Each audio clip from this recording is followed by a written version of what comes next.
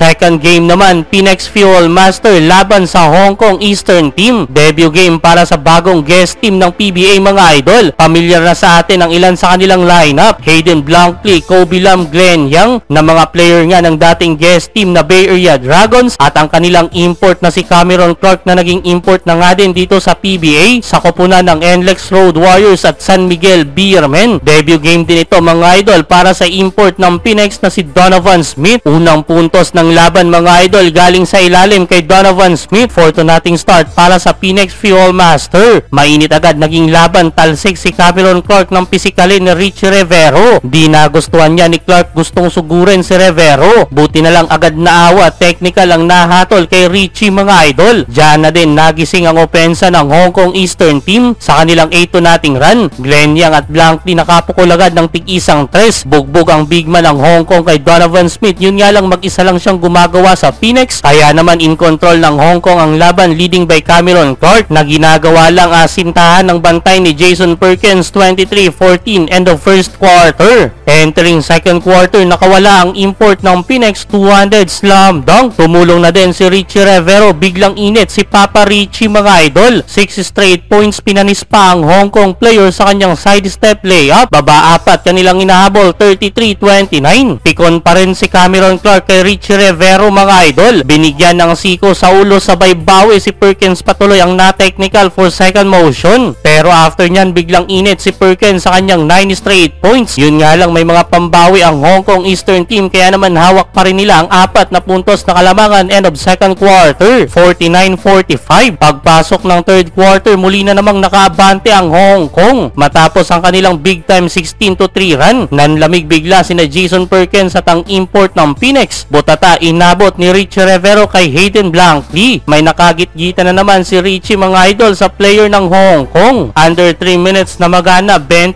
lead ng Hong Kong Eastern Team. 70-50 pero nagkaran sa dulo ang Phoenix mga idol at naibaba nila sa 12 kanilang inabol. 77-65 end of third quarter. Entering fourth quarter, muli lang din lumaki ang lamang ng Hong Kong Eastern Team. Nagparamdam na si Kobe Lam sa kanyang 4 straight points hanggang sa namagana 21 kanilang lead mula sa layup na ito ni Hayden Blankley. Wala nang nagawa dyan ang Phoenix, panalo ang Hong Kong Eastern Team mga idol.